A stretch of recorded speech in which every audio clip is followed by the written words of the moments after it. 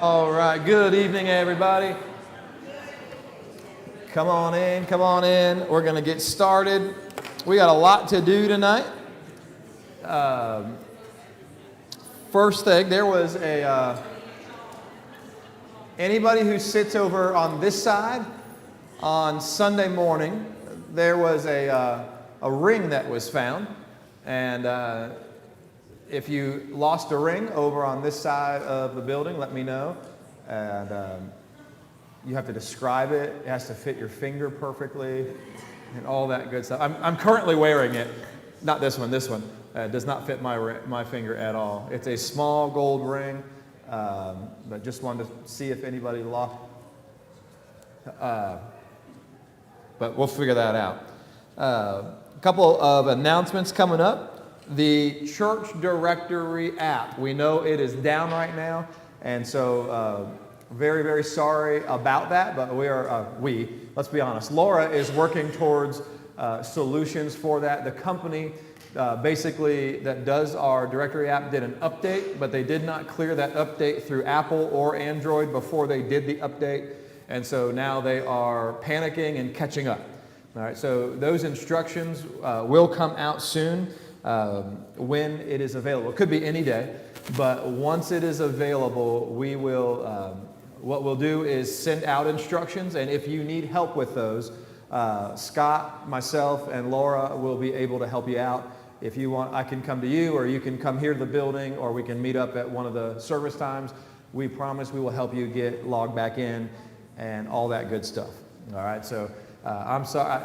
I was trying to mail out some letters last week, and I was like, wait a minute. I don't even know where to send them. I don't have a directory. So we're working on it, all right? Laura can still print them out, but we probably won't do a bunch of those just because we know the solution is coming very, very, very soon. Yeah, just for the office. I just bother her. Hey, can you give me so-and-so's address? And I just, all day long. Good to see Missy Davidson is here with us. She got out of the hospital yesterday afternoon.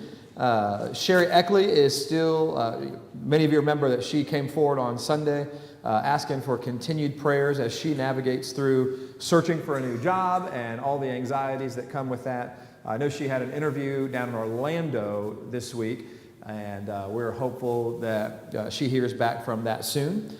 A huge congratulations to Casey and Shelby Madgett. Their baby boy was born.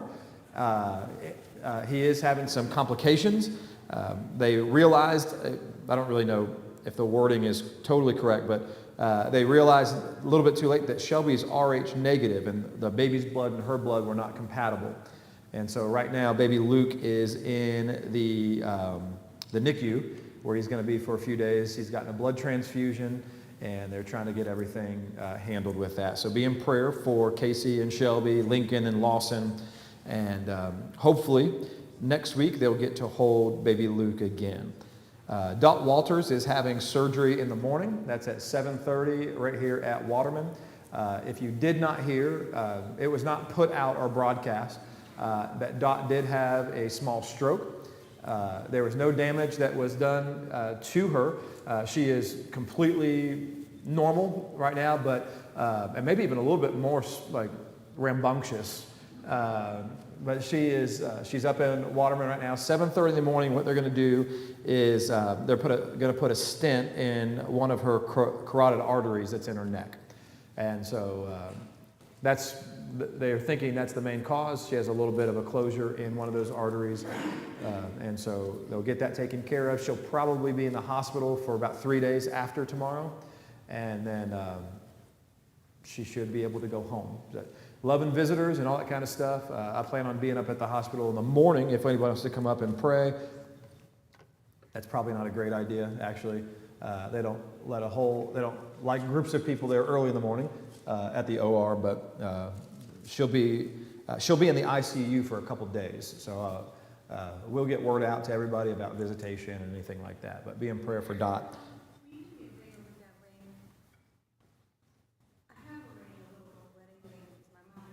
Yeah. Yeah.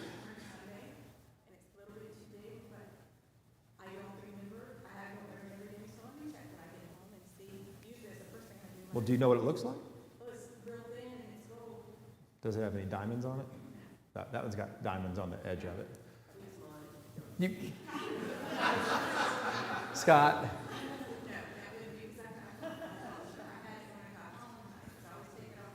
Okay. Oh, well, you're okay. Okay. I don't know if they're real, Sharon. Oh, there was a ring that was found here in the building, and we're just checking to see if it was the right one, because I think Miss Terry might have lost a ring also. Hopefully have not lost a ring, but maybe at the house. All right, prayer requests. We just did prayer requests. 242 groups, all that great stuff. Men's prayer breakfast and women's prayer breakfast this week. Bread of Life is this coming Saturday, so volunteers are definitely needed for that. And also Sunday, this one's all highlighted because if I don't announce this, I get in big trouble. The chili cook-off and potluck is this Sunday. So here are the things that I'm being asked to tell you. Everyone is encouraged to bring chili, even if you're not competing. If you don't want to make chili, I'll just let you know, I really like Culver's chili, if you want to bring that. Just saying, it's really good. But you could bring, everyone is encouraged to bring chili, even if you're not competing. Chili fixins, a side dish or a dessert. So we're just asking if you do come and enjoy, then please consider bringing something for everyone else to enjoy as well. And if you're able to, bring a can of chili to donate to the food pantry. And so if you could bring a can of chili for that. All right, let's pray, and then we're going to hop into our lesson for the night. And I'll tell you about what's coming up in the future as well. So let's bow together. Our Father in heaven, we love you so much. You are an incredibly awesome God. We just bow in adoration of you. Your great power that still carries such a beautiful love. Your mercy that still carries a great justice with it. And God, we just want to be pleasing in your sight. And I'm thankful, God, that because of the sacrifice of Jesus, we could be washed of our sins, that we can live by your Spirit, and that when you look at us, you don't see all of our sin, you see your righteousness that you've made. So God, I pray tonight that we can just escape a little bit from our world. With all the noise that is there, with frustrations that happen at work or at home, I pray that tonight we just get to kind of center in on your word a little bit. We get to laugh a little bit. We get to converse about our faith just a little bit. But God, I pray that with all of our prayer requests that you just cover all of those in a mighty way. And God, we're thinking of Ralph Cronk with his appointment coming up. We're thinking of Missy, and we're so thankful, God, that she is back home. And I pray that you continue to be with her health and allow that to improve and improve and improve. God, be with Miss Sherry as she is looking through finding a new job. God, we ask that you be with Dot Walters as she is having her surgery tomorrow morning. Just pray that you be with the surgeon and the nurses that are working with her. And we ask that you be with baby Luke right now as well.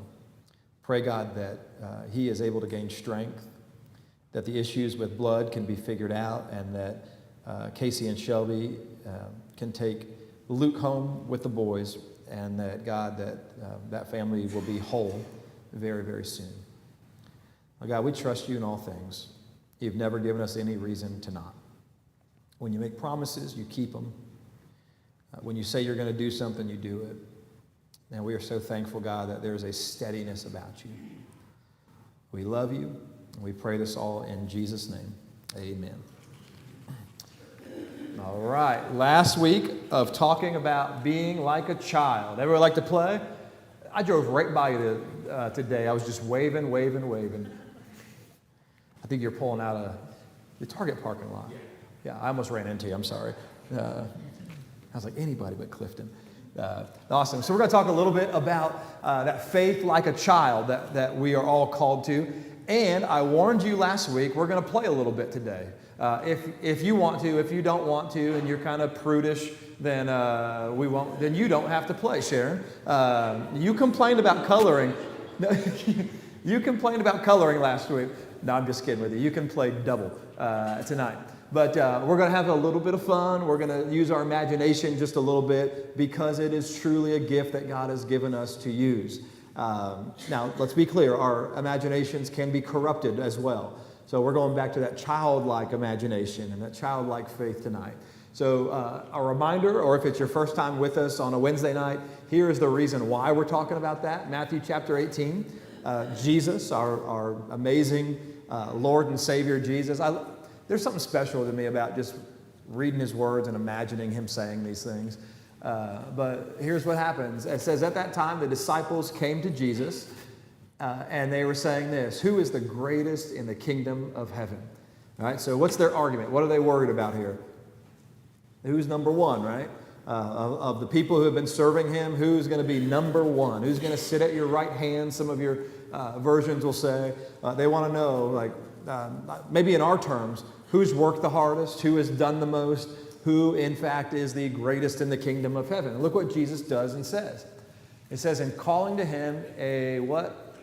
A child. Calling him a child, he put him in the midst of these disciples, and he said, truly, I say to you, unless you turn and become like children, you will never enter into the kingdom of heaven. Whoever humbles himself like this child is the greatest in the kingdom of heaven. Now, last week we specifically talked about that idea of humility, right? And humility, what we spoke about just a little bit in a couple of ways, has a lot to do with how we treat each other, right? It has to do with, like Philippians says, considering others higher than you consider yourself. And it's not a self-deprecation, but it is a thinking of other people, sometimes even, and oftentimes, before you think of yourself. We lay our preferences down oftentimes so that we can help someone out. We lay our resources down oftentimes so that we can help somebody else out. In the same way, humility gets us to this place with God where we realize, I can't do this without him. You ever had one of those experiences, right? Where you tried and you tried and you tried, but then you got to the point where you finally had to realize my efforts are not working, and the only thing I can do is depend on my Creator. If you haven't, there's a good chance you will have an experience like that at some point. It sounds like a negative thing to say, but there is nothing more freeing than realizing how great our God truly is. Nothing more encouraging than realizing that when I can't, he can. And not only is he able, but he is willing to take care of us. We're going to talk a little bit more about that. And then this happened again in Matthew chapter 19. It says, then the children were brought to him that he might lay his hands on them and pray. And the disciples rebuked the people for bringing those kids. And Jesus said, let the little children come to me and do not hinder them. For to such belongs the kingdom of heaven. And he laid hands on them and went away. So what we get in general is this. Jesus liked to hang out with the kids. Jesus found something special in children. Just like, if we're honest, when we get to interact with kids and at their purest form, when they're having fun, they're just innocent, they're awesome, that we actually can learn about who we should actually be. We live in a culture where we're expected to grow up, which is a really important thing, right? There are certain levels where we do need to grow up, right? We can't, I don't want to say that. We need to mature, but oftentimes there are elements, especially when it comes to our faith, that show us, and Jesus teaches us, that we need to still remain like a child. Not childish, but childlike. All right, so we have talked about just a couple of those things. We've talked about joy of children. We've talked about the humility of children. And tonight I just simply want to close us in this study by thinking about the trust that children have. All right? How many of you have ever taught a child how to ride a bike? Or you've ever learned how to ride a bike? Any grown-ups who don't know how to ride a bike yet? Mick? No, Mick was a unicycle rider, so we're good there. Didn't you ride a unicycle? Yeah, I figured. You seem like a unicycle guy. But no, I really knew he did do that. But learn how to ride a bike. Our kids always learn that differently. Finley was our cautious one, and she kept them training wheels on as long as she possibly could. And then the actual teaching part was typical. We held that back of the seat, and we walked with her really, really slowly, and then we let go for a second, and then she would turn around, and you know how that goes when you're riding a bike, and we would just clench, and it took a while. She was cautious. Lennon and Noble both were the kind that didn't want our help at all. They just went. And Noble was the most terrifying one of all because he liked to ride his bike as fast as he could, looking down at his feet.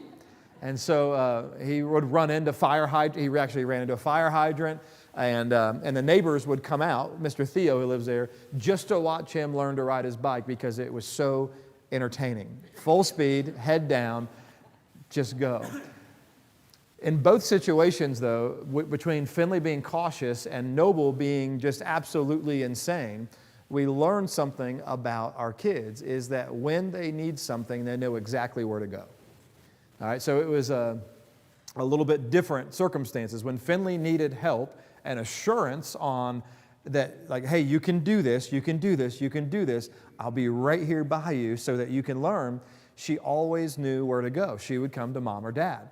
That's just where she went. When Noble would get bloodied up and scraped up, we had a neighbor, Mr. Theo was the one, he literally in his garage kept a first aid kit just for Noble. He went out and got a first aid kit for him. But anytime Noble would get hurt, he would never want to go to Mr. Theo. Guess where he would run?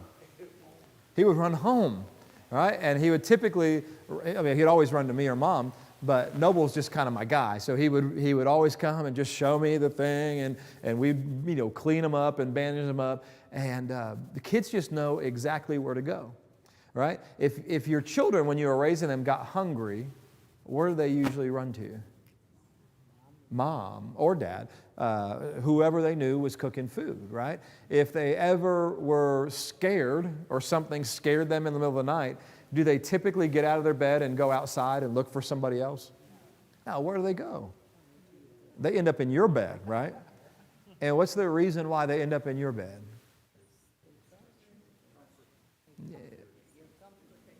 You're going to take care of it, right?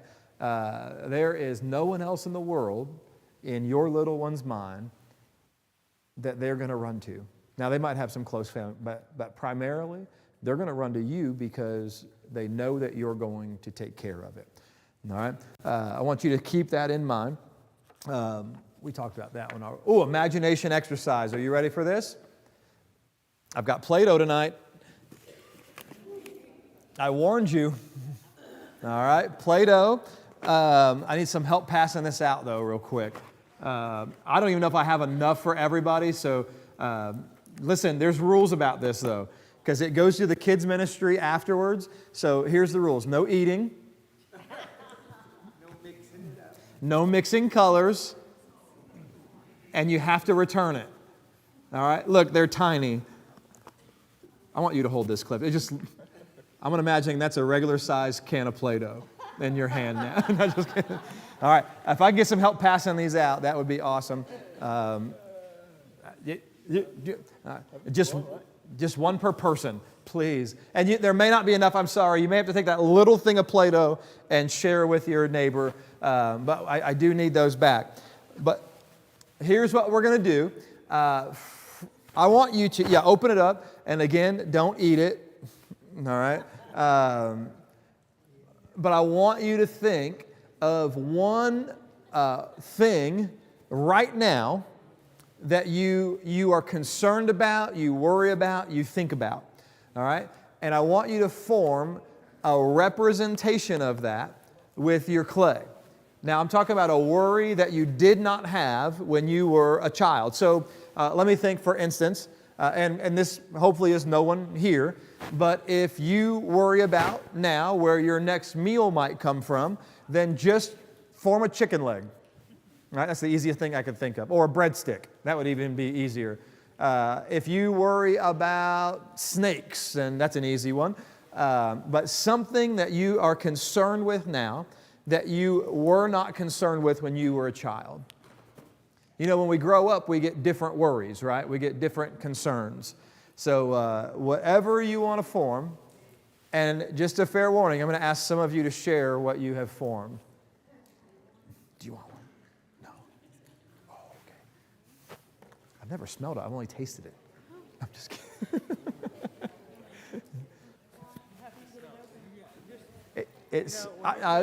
Yeah. I'm on my 100. I'm almost to my 120 hour on my fast. So it'll break at 9. How you feeling? I'm actually better than I thought I would. Yeah. I'm a little tired now as the day goes by. Yeah. And the morning was probably yesterday and today.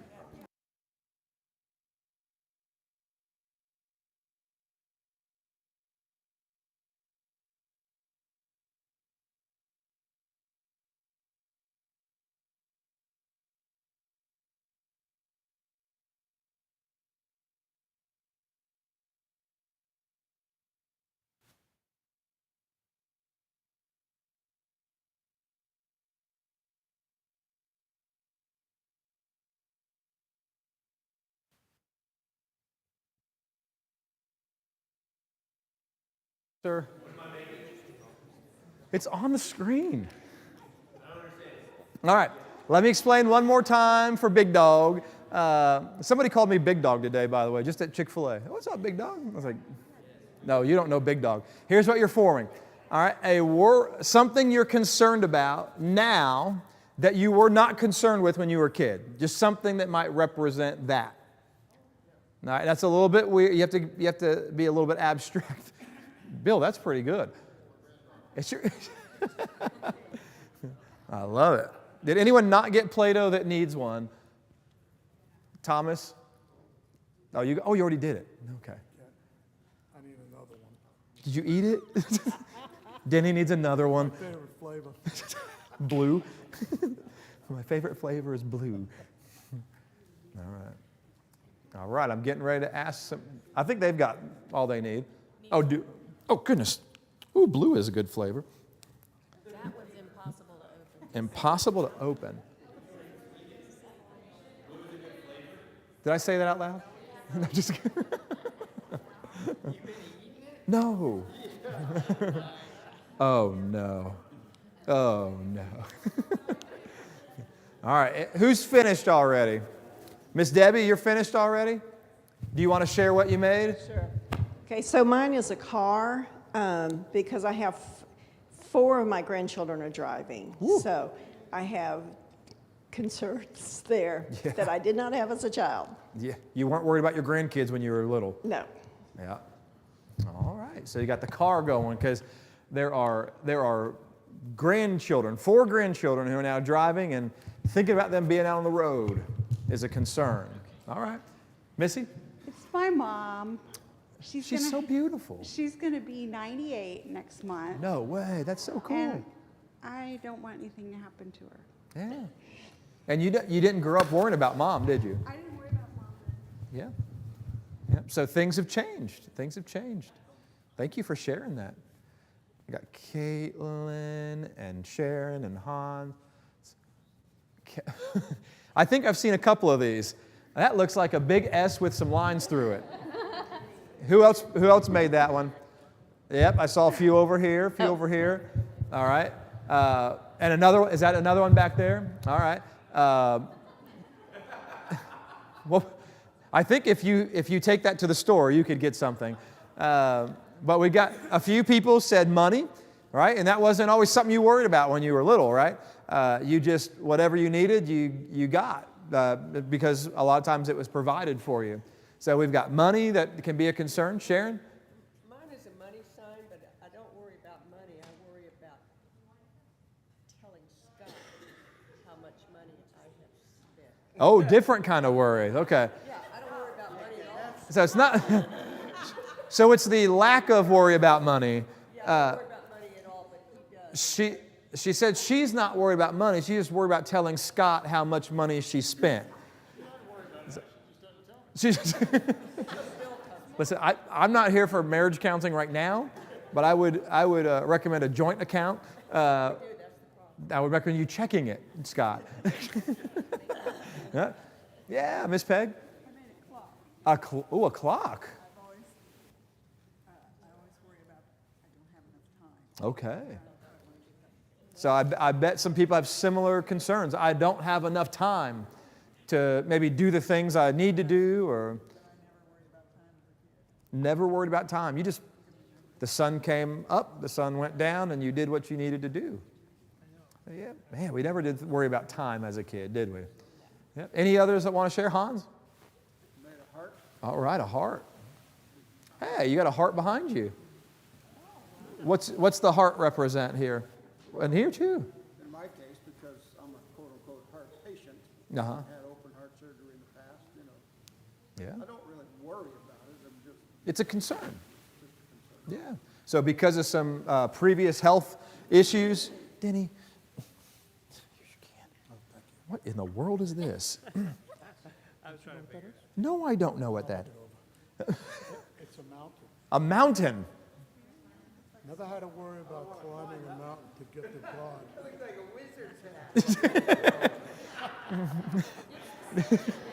Denny is worried about witches and wizards, no, which is a real concern. But he did say it is a mountain. Now, you tell us why. Tell us why. What? Yeah. Well, when you're a child, you don't worry about trying to get to God. It's just something you don't think about.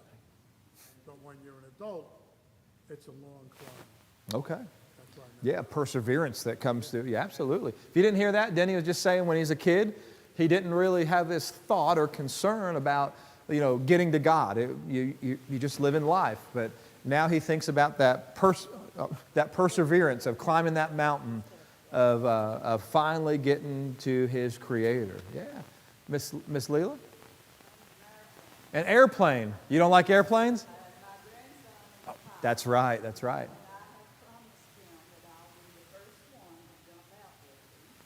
Why did you promise that?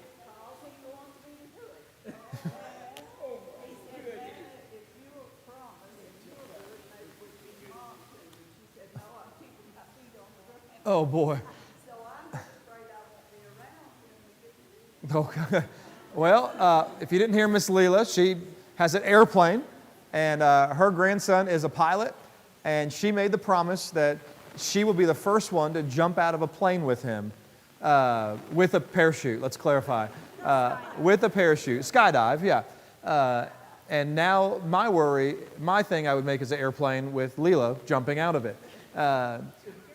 And just so you know, Chuck Lipford jumped out of a plane when he was 83 and plans to do it again at 95. I don't think that one's a great idea, but 83, he jumped out. One more. Oh. We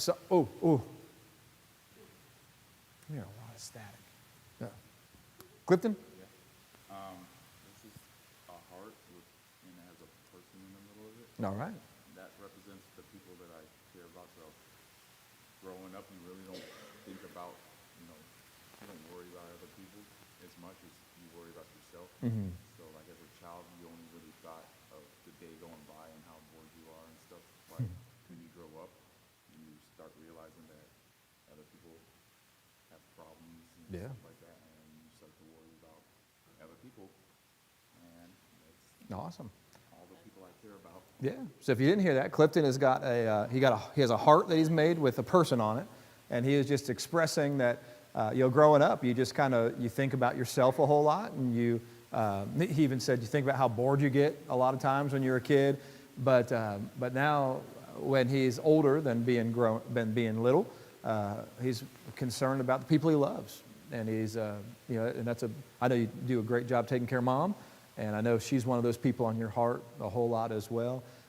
So yeah, that's a shift that is made. All right, I'm gonna have to ask you for my own concentration's sake to put your Play-Doh away now. Because if you're still building while I'm talking, no, I'm just kidding, you do whatever you want. I have no authority here, I want you to know that. I already took Denny's, so we're all good. Is this me or you? Oh, okay. All right. So the reason I want to talk about these things just really quickly is just to get us in this mindset and this mode that our lives have changed a lot, right? There are, as we've grown up, we have taken on things that we didn't necessarily have when we were little.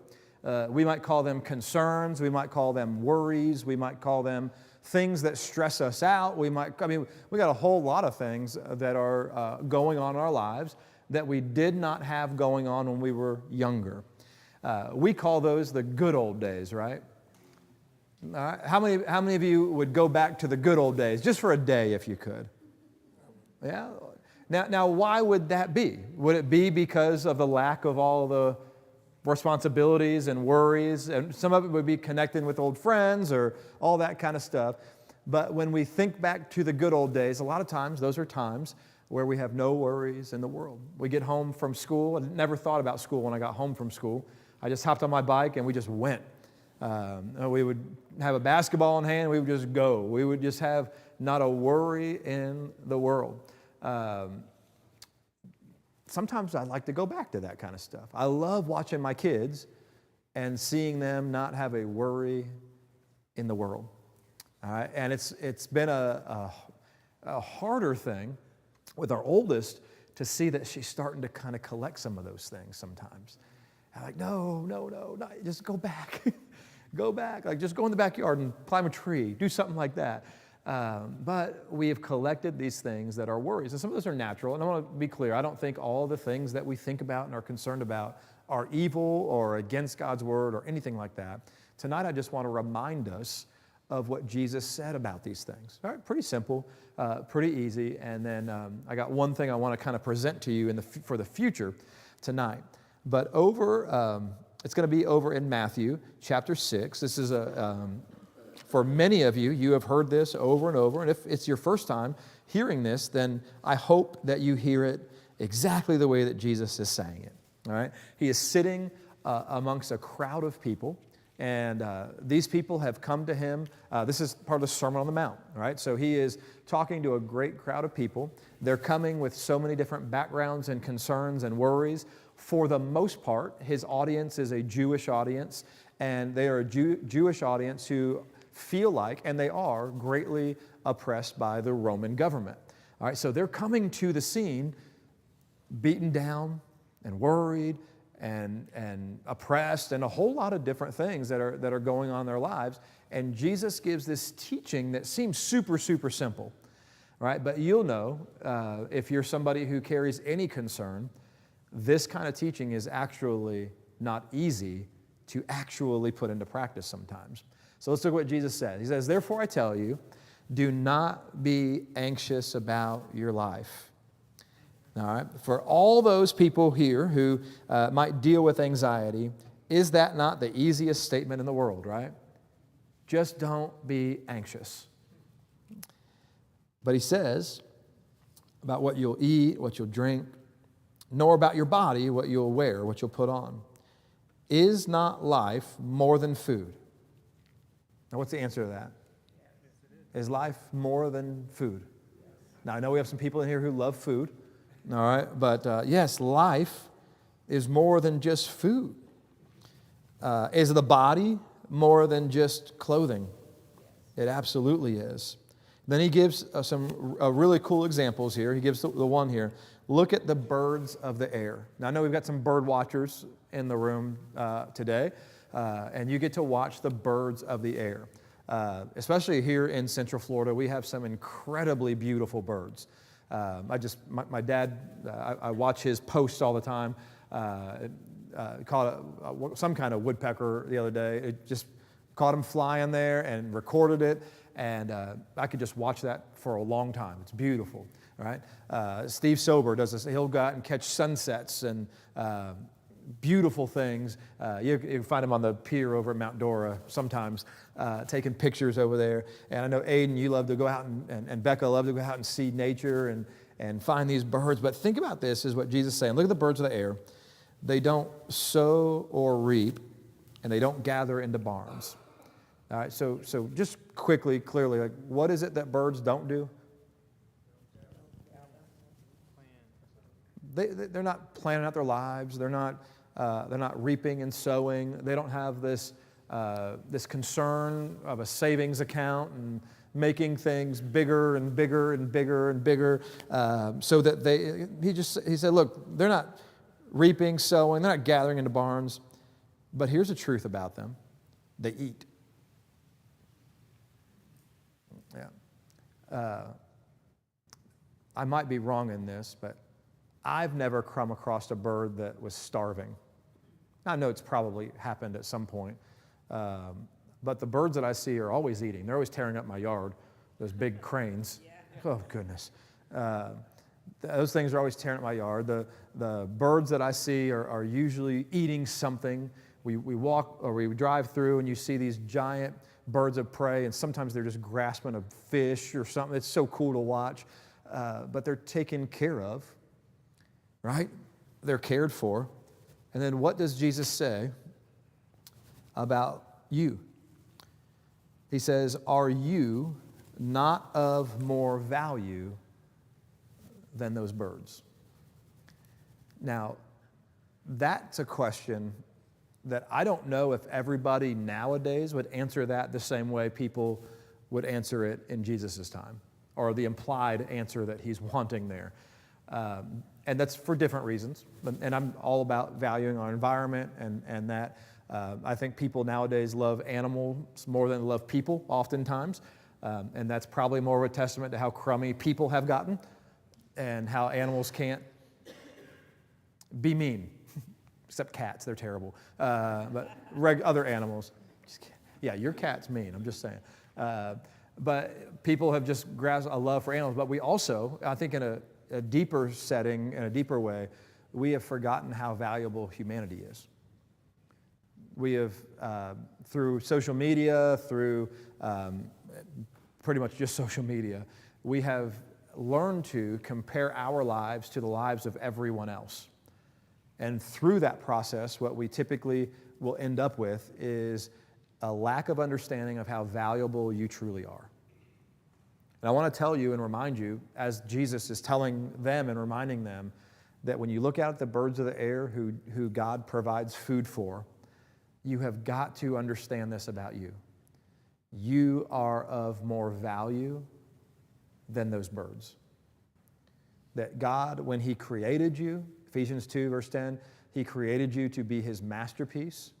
You are created with good works prepared for you to do. That when he created all of creation, it was all good, but when he created mankind, it was very good. And there's an epidemic across our nation of people who think they're not worth something, that they are not valuable, and oftentimes people have made them feel that way. But I do want to remind you of how God looks at you when he looks at you. And he sees you with great value, with great worth, with great purpose. And of all of his creation that he made, you are most valuable to him. You got to know that. So what's he saying here? He's simply saying this: like you would your own children, God values you more than he does any of his other possessions. You are truly special. All right? You might have a valued possession, but if you've had the joy and challenge of being a parent, you would know that, well, hopefully, every single time, if you had to choose between your child and your prized possession, I would hope you'd pick your child every single time. If you had something of great value, right? The silver car that I have, if I go to the back of it, I can see that one of my kids has etched something into the paint. Did I like that? No, but I didn't want to get rid of my child. I know who did it, Lennon. Know that kid's handwriting anywhere. And you know the reason why? That's just stuff. Do I want the etching on there? Actually, I kind of really love it now. Because when I go see the little heart that's etched onto it on the back, I know whose little hand wrote that. And I know it wasn't done in like being evil or anything like that. I don't know why it was done. She wanted me to know she loves me by etching it into my, that's a great plan. I will now go let all of you know that I love you by etching into your cars. I won't do that. But the people you love are more important than the stuff that you have. And the same way with God, like you as his crowning creation are incredibly special to him, far above the rest of creation. You're special. You should know that. And because of that, Jesus gets to say, hey, God's taking care of those birds. And if you are more valuable than they are to God, guess what he's going to do for you also? He's going to take care of you. He's going to take care of you. He goes on, I'll move quickly through this section. He goes on to say this, and which of you, by being anxious, can add a single hour to his lifespan? What's the answer to that one? Now, science would even tell you now it's taking time away from your lifespan, right? When you spend time in worry and anxiety in those intense ways, that there's a good chance it's actually removing time from your lifespan. And for those people who are anxious, I now just made you more anxious. I apologize for that. But what Jesus is saying is, look, are you adding any value to your life or even time to your life by worrying and worrying and worrying? He says, why are you worried about clothes? Consider the lilies of the field, how they grow. They don't toil or spin, and yet I tell you, even Solomon, which, by the way, was one of the richest men to ever live, had every possession you could ever imagine, after, of course, asking for great wisdom.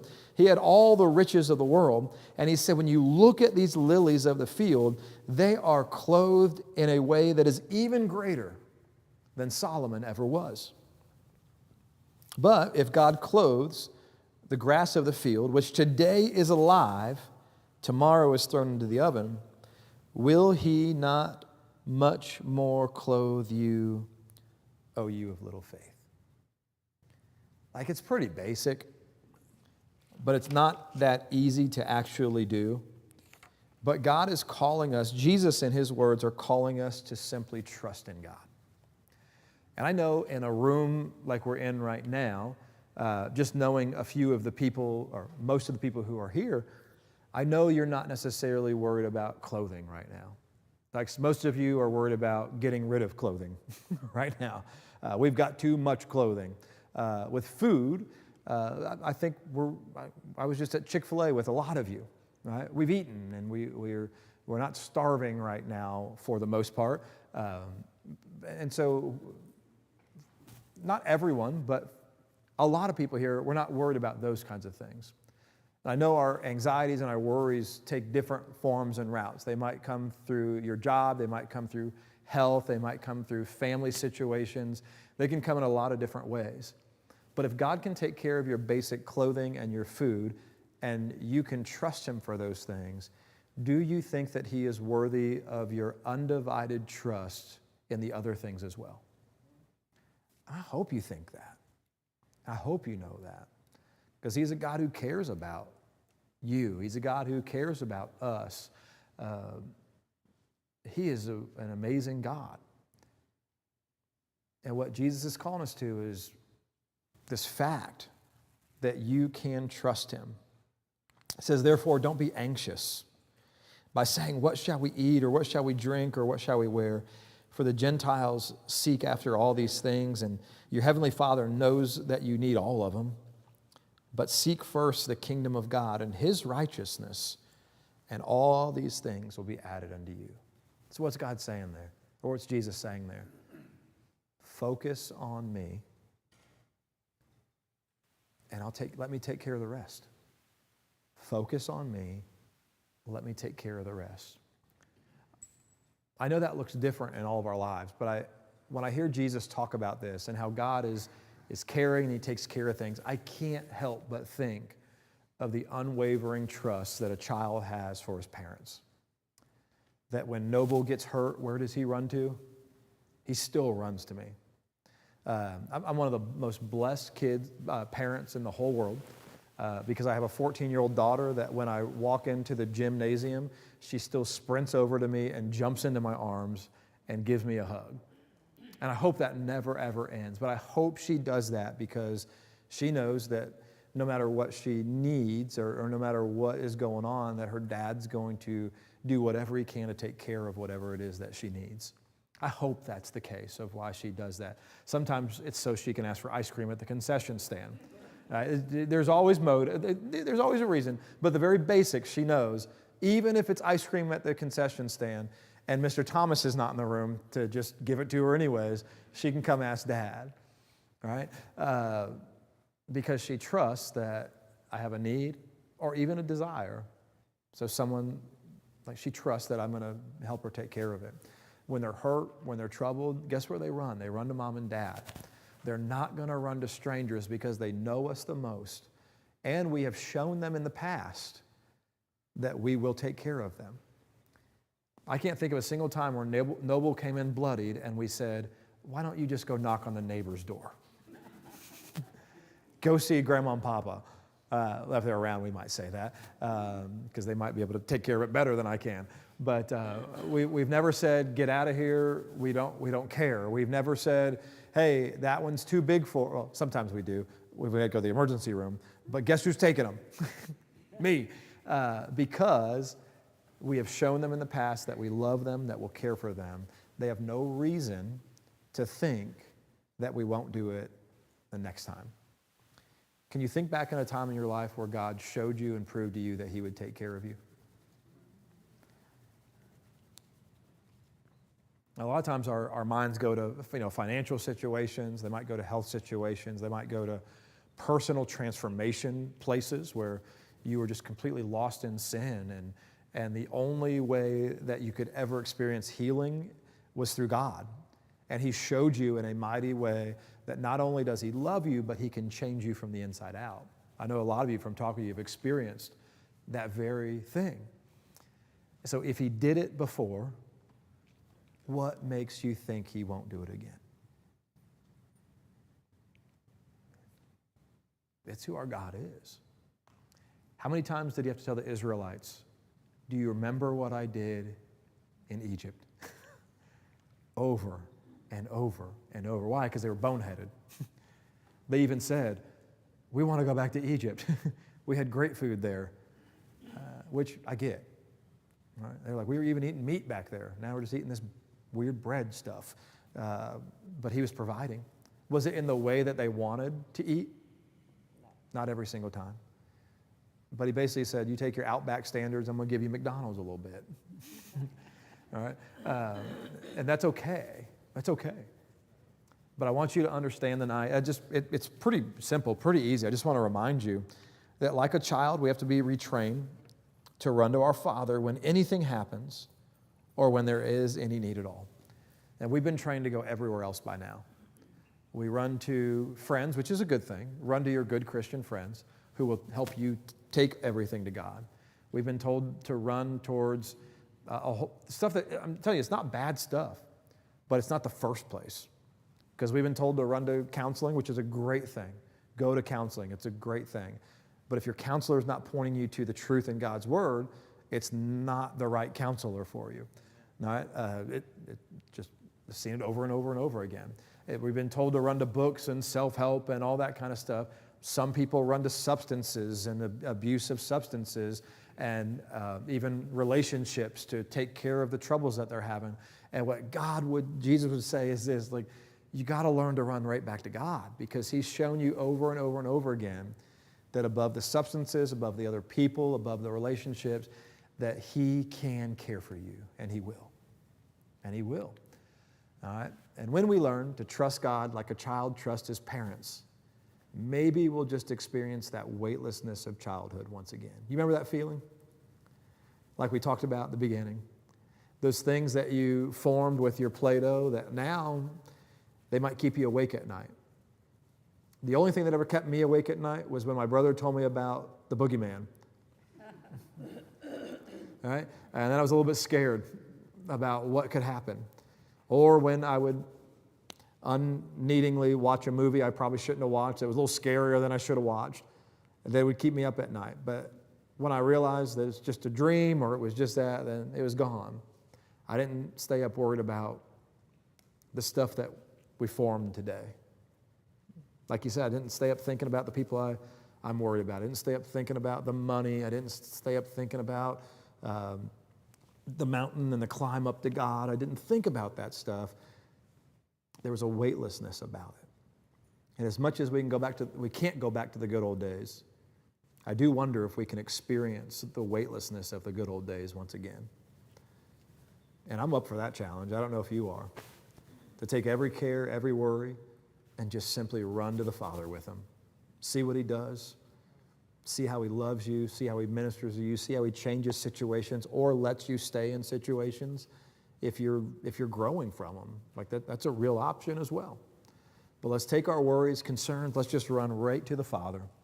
And let's see what He can do. And let's have faith like a child, because that's what Jesus called us to. All right. That's the end of the lesson. I've got give me 5 minutes. I want to explain something to you. John, stand up for a second, because you're actually a perfect example today. You see the shirt that John's wearing right now? Do you like that shirt? Yeah. Everyone's getting one. It's true. Huh? No, you got to stand the whole. Yeah, you can sit down. Yes, have a seat. I actually have a few up here, but it's a shirt. All right. It just says "Proud Christian." All right. Now I know some of you don't like the word "proud," but listen, everyone else in our world gets to be proud about who they are. It's about time Christians say, "Hey, this is who I am." All right. It's just a T-shirt. All it is. I'll tell you a quick story. There was a man. I don't even know where he lives. Where does he live? Huh? South Florida, that apparently has a lot of resources, and he made shirts that said "Proud Christian" on them, and he took them to his church, one of these big churches, and said, "Hey, I want to give these out to everybody." I think it was $50,000 worth of shirts. And the church told him, "We don't want them." Can you believe it? Am I right in that? Kind of. They didn't want to pass them out because they didn't have the church's logo on them also. They wanted to have, the marketing side of things as well. And so this guy, his name is Jimmy. John works with him a whole lot personally. But he decided that he wanted to make it a ministry of his to help teach people how to take a simple message and turn it into a gospel conversation wherever you go. All right. I wore this shirt yesterday. I had 4 conversations with people about why I'm a follower of Jesus Christ. I used to hate Christian T-shirts, and now it's all I wear. All right, there's 2 reasons for that. Number 1, when I wear it, I am held accountable for the faith that I have. All right, because if I wear a Proud Christian and I'm cursing somebody out at the gas station, someone's going to see there's something wrong here. All right, so please don't give this to Goodwill if you get one, because if someone else gets it, they start acting a fool, then the whole ship's going down. Letson, where you at?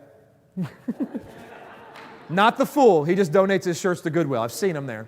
But this is a shirt. All it is, it just says "Proud." There's nothing on the back. It doesn't say anything about Orange Avenue Church of Christ. It's not a marketing thing for the church. It's just simply something for you to wear. And so what I want to challenge you with is this. Jimmy, the guy who is working with John, has actually he has pledged up to $3 million now to get these shirts into the hands of primarily Christian teenagers all over the country, but not only Christian teenagers.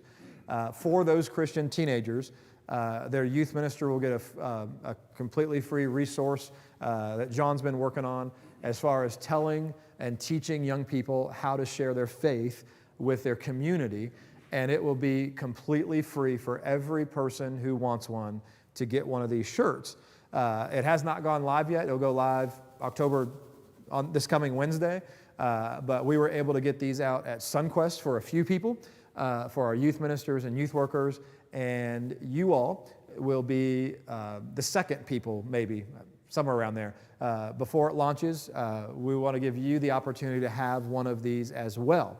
I've got a few of them up here, but if I don't, all I have up here right now are what we had left over from Sunquest. I've got a few larges, mediums, and smalls, and extra larges. So if I run out, this is up on the screen. It's just a Google Doc. It comes straight to me. It's not for company or anything like that. Just put your name and the size that you want. I'll get that to John, and we'll have those here. I don't know. Yeah, I'm going to make this available on Sunday as well. Are you good with that for the whole congregation? I'll make it available to the whole congregation on Sunday, and then the hope is to have them here the next week. All right, because Sunday Cool is great. They have a 72-hour turnaround if you want to. Oh, it's a commercial. Never mind. But no, I'm thankful for people who are wanting to invest in ministry like this. Yes, ma'am. It was working today. Did it work to anyone? It worked for you?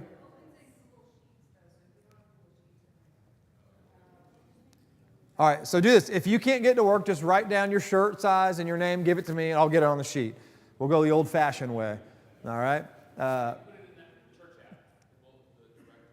we'll put it in the directory. Yeah, just add your shirt size in there too. Listen, the only thing we can't do, for those who have kids, they're not printing in kid sizes right now. So I'm terribly sorry about kids. So it's sizes small to 3X right now. And I think that should cover everybody. But just I've got a bunch up here if you want them tonight.